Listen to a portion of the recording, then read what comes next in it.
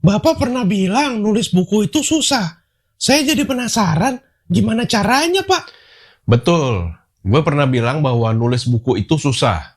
Nah, hari ini gue mau klarifikasi bahwa nulis buku itu sebetulnya susah sekali.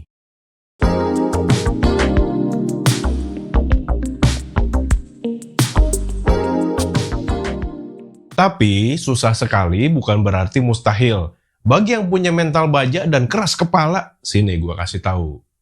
Yang gue terangkan di sini untuk menulis buku non-fiksi ya, karena gue nggak ada pengalaman nulis buku fiksi.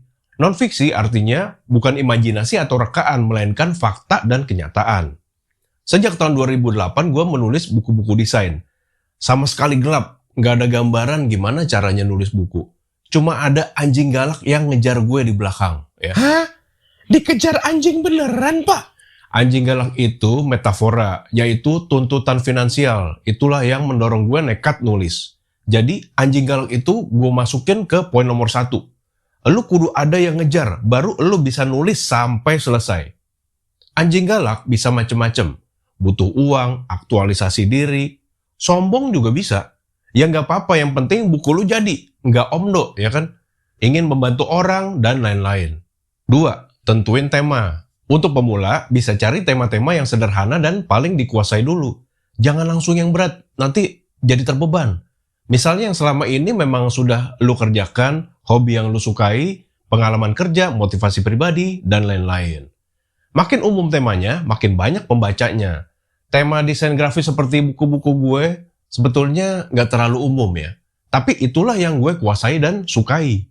Kalau pembacanya atau audiensnya harus kita tentuin dulu nggak, Pak? Nah, tema juga berhubungan dengan siapa yang akan baca buku lo. Jadi sambil nentuin tema, lo kudu sambil nentuin pembacanya juga.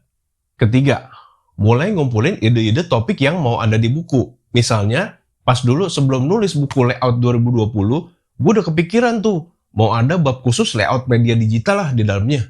Mau ngasih tahu nama-nama elemen teks di layout. Mau ngasih lihat contoh-contoh layout yang hancur kayak gimana. Nah, semua pecahan ide-ide random itu lu catet. Intinya apapun yang kepikiran mau ada di buku harus dicatat. Kalau enggak, ntar pasti lupa ya. Lihat lagi tayangan gue soal betapa pentingnya nyatet di video gimana supaya kreatif.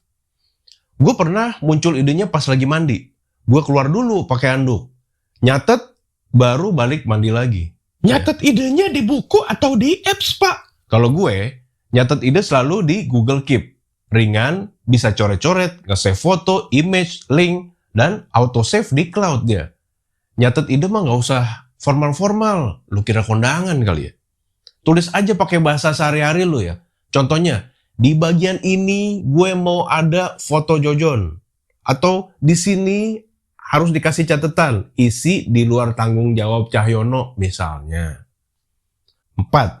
Cari sumber-sumber lain yang membicarakan tema atau topik yang sama, mirip, atau berkaitan dengan yang lo tulis. Bisa dari buku, web, video, acara, dan lain-lain.